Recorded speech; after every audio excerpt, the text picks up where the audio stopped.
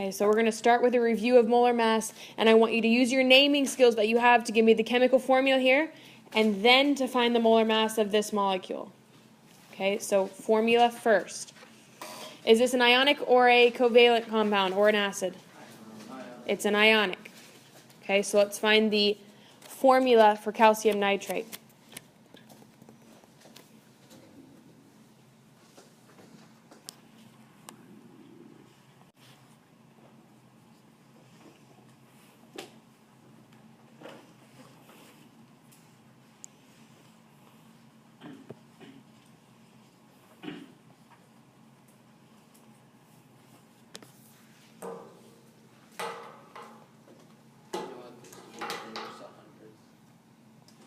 Okay, 2 decimal places for your molar mass. Does everyone agree with this chemical formula? CaNO3 parentheses 2? Yeah? No? Give me like a head nod if you agree. Okay, good. Now let's look at molar mass. Okay, I know it's been a little while since we calculated molar mass, but what number do we use from our periodic table when finding molar mass? Do we use the atomic number or the atomic mass? Atomic mass. So the atomic mass of calcium is 40.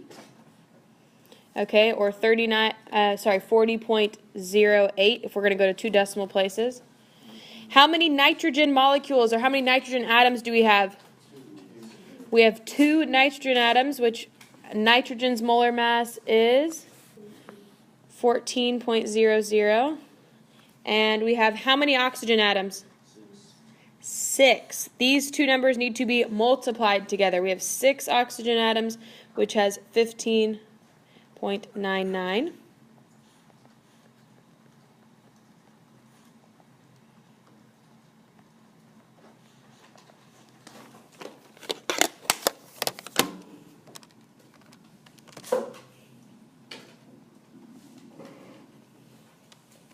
And then what do we do with these 3 numbers here? 40.08, 28, and 95.94. What do we do with those numbers? We add them together.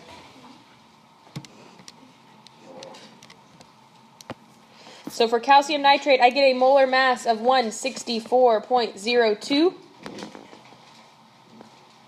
And what are our units for molar mass? Grams per mole. Grams per mole. Of sulfuric acid.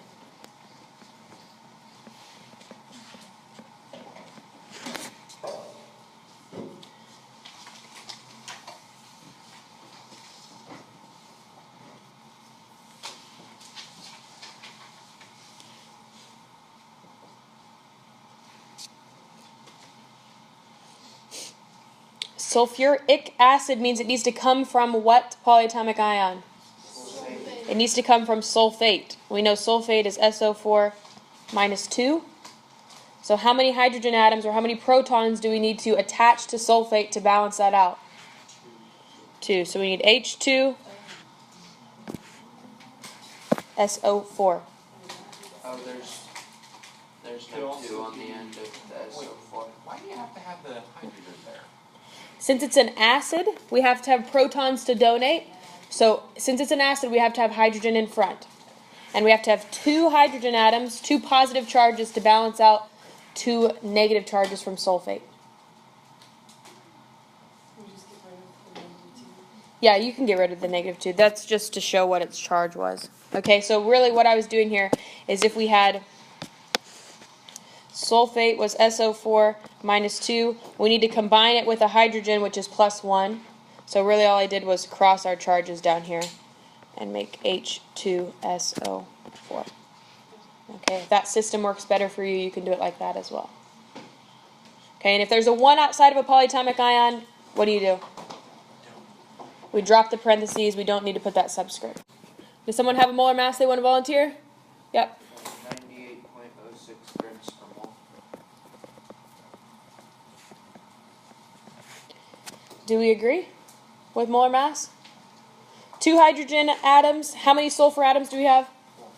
1. And how many oxygen atoms? 4. All right, very good. All right, any questions with molar mass? I think we're kind of pros at that by now, or we should be, right?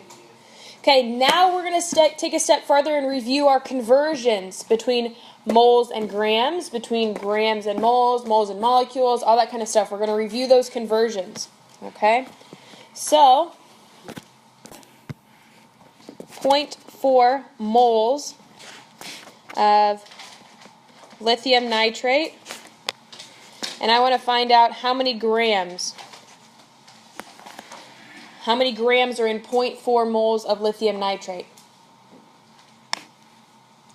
Okay, so when we start these mole conversions, what's the format that we use to do these conversions? What's that called?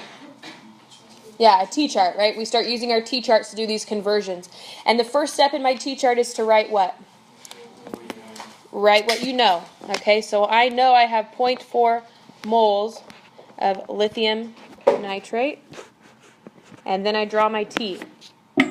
Okay, I want to go from moles to grams. So what needs to go on the bottom here? Moles, right? And moles always gets the 1. And grams goes up top of lithium nitrate.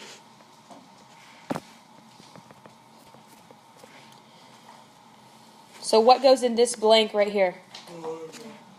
Molar mass. We have to find molar mass of lithium nitrate here.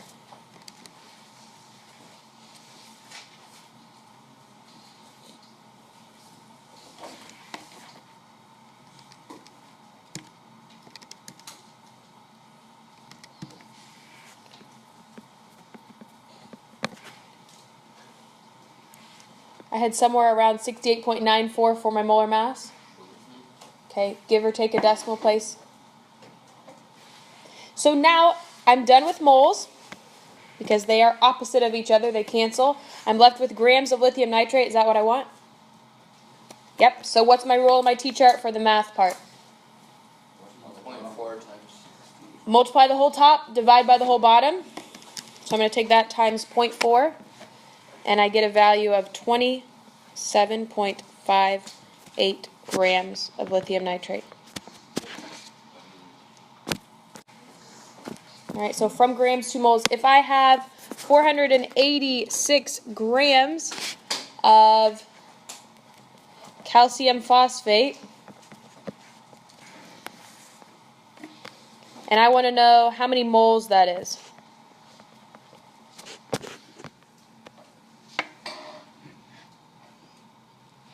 I want to know how many moles are found in 486 grams of calcium phosphate. So if you can do this on your own, please do it on your own. Otherwise, you can follow along up on the board. But I'm going to write what I know.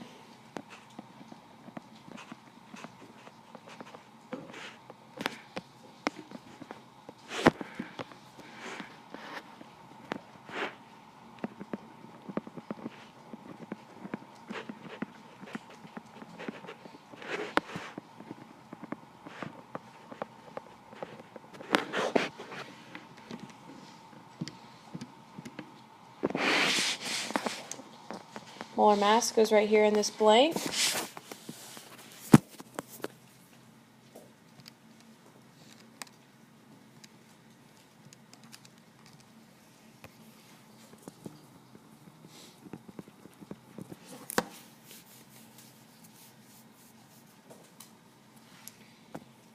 .486 divided by my molar mass, and again, your molar mass could be a couple decimal places off, which is not a huge deal.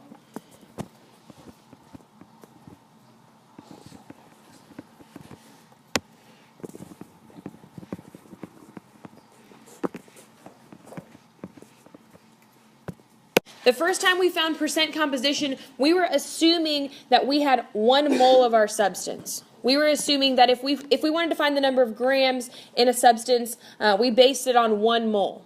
Okay, and we based that, we had 1 mole of it. Now we're going to be able to kind of apply it in a more quantitative state. Okay, if I have 50 grams of this molecule, what's my percent mass of oxygen in that molecule? That's kind of where we're heading here. Okay, so let's just take a quick review on percent composition. Okay, if I had the molecule lithium phosphate, what's my percent composition? Okay, I want you to go ahead and find me the percent composition. And that means I want the percent of each element in that compound. The percent of each element in the compound. Okay, so the way we break up our percent composition is we find the total molar mass.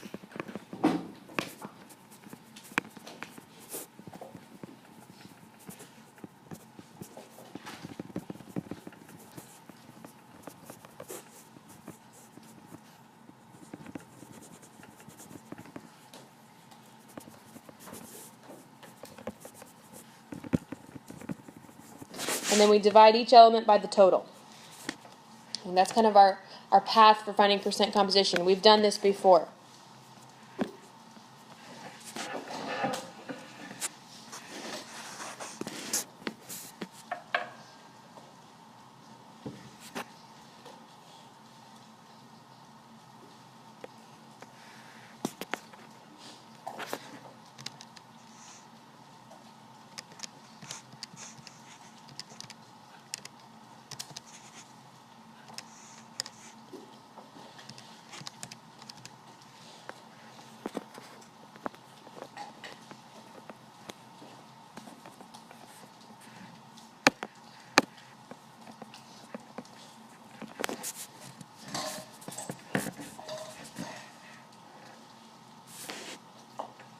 The total molar mass I got for lithium phosphate was somewhere around 115.79 grams per mole. Okay, that's if I use 16 for oxygen. So if you didn't use 16, you might be a couple decimal places off. So from there, to find my percent composition, I want to find the percent of lithium, the percent of phosphorus, and the percent of oxygen. Okay, so to do that, I'm going to take the total mass of lithium in that compound, the total mass of lithium. So how many lithium atoms do I have in this compound? 3. I have 3 lithium atoms. So I need to take the mass of all 3 of those lithium atoms divided by the total. Okay, so 6.94 times 3 is 20.82 divided by my total. And that gives me my percent of lithium in that compound.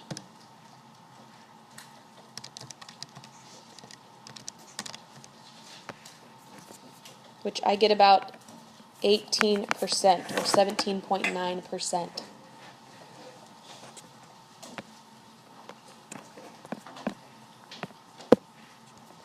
Okay, to solve phosphorus, how many phosphorus atoms do I have? I have 1 phosphorus atom, which means I'm going to take 30.97 divided by my total, since I only have 1 phosphorus atom.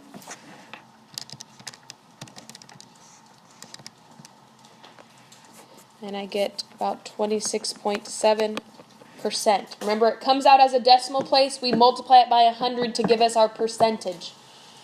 All right? And oxygen. How many oxygen atoms do I have? 4 oxygen atoms. So I'm going to take molar mass of oxygen times 4 and it gives me 64 over my total.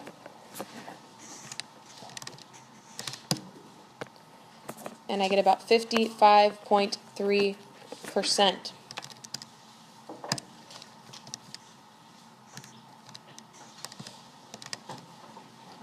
Do these 3 percentages add up to 100? Yes. Isn't that the goal? Yes.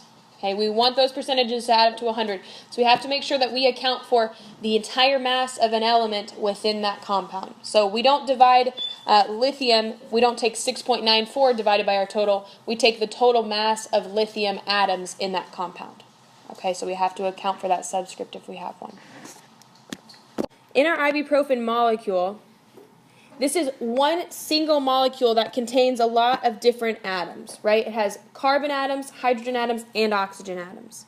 So in one molecule of this,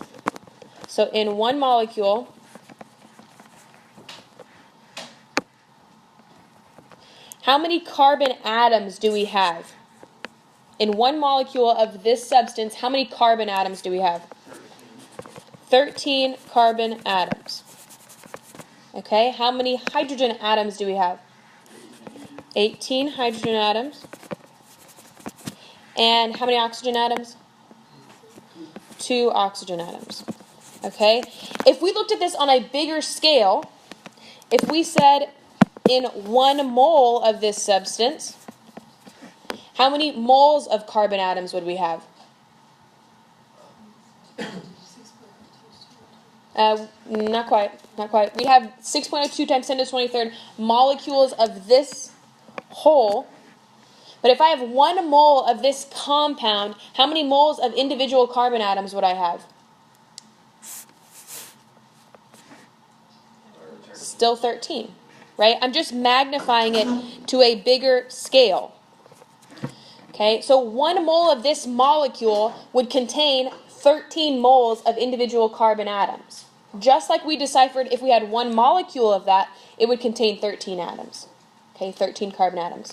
So all we're doing here is making our scale bigger. We're going from 1 single molecule to 1 mole of those molecules. Okay, so these coefficients down here are kind of ratios. And they're ratios for individual molecules or they're ratios for an entire mole. Okay, so how many hydrogen moles do I have? How many moles of hydrogen? 18 moles of hydrogen. And I have 2 moles of oxygen. Okay, so these coefficients, these subscripts in our compounds act as ratios. Okay, they tell us how many single atoms are in this molecule, and they tell us how many moles of an individual element are in 1 mole of that particular compound. Does that kind of make sense? Of carbon in this 33 grams of ibuprofen. That's our overall question. So we're still going to start our T-chart with what we know. Okay, and what is it that we know in this case? We know 33 grams of C13H18O2. Okay, that's what we know. Our overall goal is to be going to grams of just carbon. So now we have 2 different substances that we're dealing with here. Okay, we have 2 different substances we're dealing with. So we need to be careful with including these labels in every section of our T-chart. Okay, you have to include those labels, especially because we're looking at 2 different things. We're looking at the ibuprofen molecule as a whole, and we're looking at singular carbon atoms. Okay, so if I want to cancel grams of carbon, or grams of ibuprofen, where do I need to put it? On the bottom. So grams of C13H18O2, and we want to go 2 moles.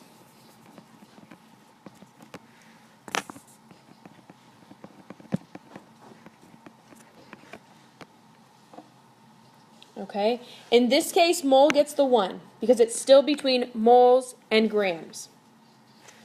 So tell me what goes here in our T-chart. What'd you have? Okay, so that's your molar mass, right?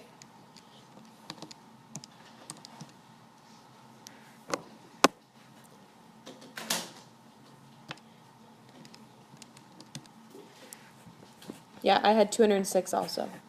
206 for your molar mass. Okay, so now we've gotten rid of grams of ibuprofen and we're left in moles of ibuprofen. Is that where we want to be? No. So we want to go from moles of ibuprofen now to compare to moles of carbon atoms. So we're going to say moles of C13H18O2, and I'm going to run out of room here, that's why I'm angling it down. We want to compare this to moles of carbon. Moles of carbon only. So if we have 1 mole of our ibuprofen compound, we just discussed how many moles of carbon do we have? 13. Okay, so in 1 mole of our ibuprofen molecule, we have 13 moles of individual carbon atoms.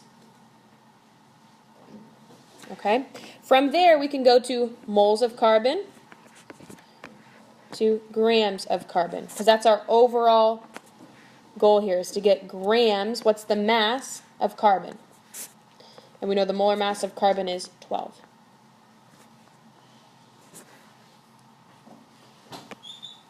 Okay, so this little section of our T-chart here, when it is moles to moles, is the only time we can look at 2 separate substances.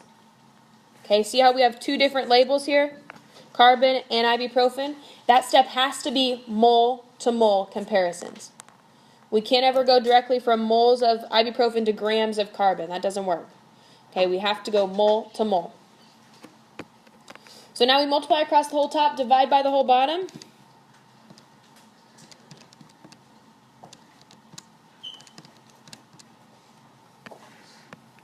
And we get how many grams of carbon? Well, I just kind of missed it, but how do we get that? So how many grams of carbon do we come out with?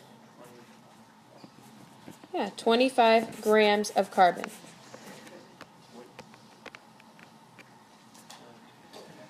So should our number ever be larger than our starting point? No. No.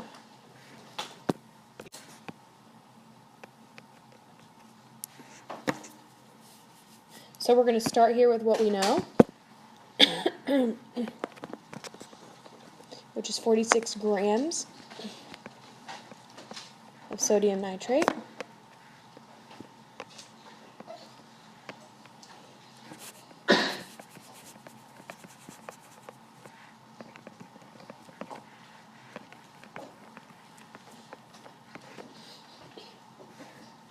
Sodium nitrate's molar mass I found to be about 85.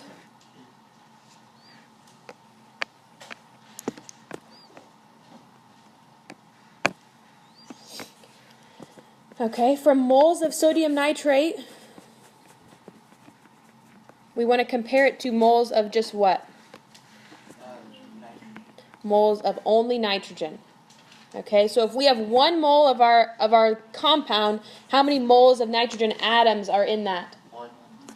1, right? Because there's only 1 nitrogen atom in a single molecule, which means there's only 1 mole of nitrogen atoms in a mole of that compound. So it's a 1-to-1 ratio. And then we compare moles of nitrogen to grams of nitrogen. Okay, and whenever we are comparing moles and grams, moles gets the 1 there. Okay, and 1 mole of nitrogen atoms weighs 14 grams.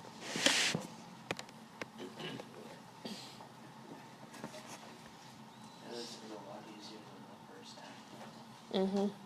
Yep, we followed this pattern.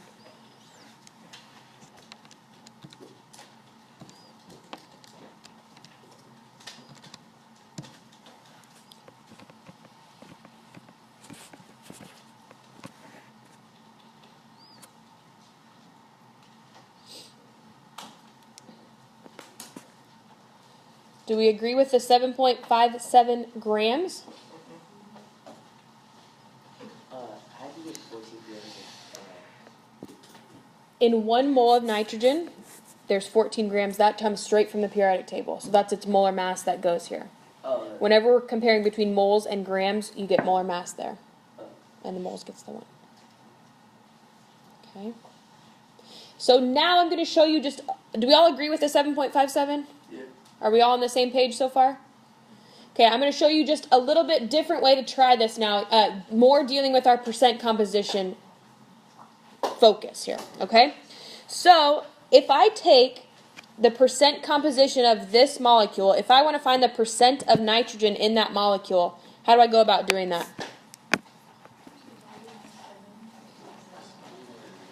If I want to find the percent of just nitrogen in that molecule, I got to find its total molar mass, which we already found to be 85. And I want to take nitrogen divided by the total. And what's the molar mass of nitrogen?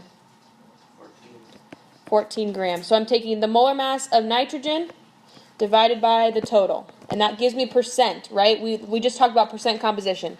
So 14 divided by 85 gives me about 16.5% nitrogen in that molecule, right? So now, if I'm trying to find the mass in only 46 grams of that molecule, can I just take 46 grams times 16.5%? 46 times 0.165 gives me 7.59 grams. Okay, and that's using my percent composition. So what I did was I found the percent of nitrogen in that compound, And then I know it has to be the same percentage ratio based on 46 grams instead of based on 1 mole. Okay, so you can solve these problems either way. If the T-chart works better for you and that makes more sense for you, that's fine. If working with percent composition works better for you, that's fine also. Okay, all we're doing here is looking at the percent of nitrogen in a sodium nitrate. Comes out to be about 16.5%. That means if we have 46 grams of that compound, I have to know that 16.5% of that mass has to be nitrogen only. Okay? Because that law of multiple proportion tells us that everything in that compound is going to be equal ratio. That it's going to be the same ratio every time. Okay? You can solve this one either way, the shortened way with percent compositions or the way with the T-chart. Either way should work exactly the same. Okay? So let's find what is the mass of aluminum in 190 grams of Al2S3, or aluminum sulfide. Okay, so I ended up with a value here of about 68.4 or 68.2, depending on where you're routed. 68.4 grams of aluminum. Okay, you can find that using your T-chart, or you can find it by comparing percents. Okay, either way.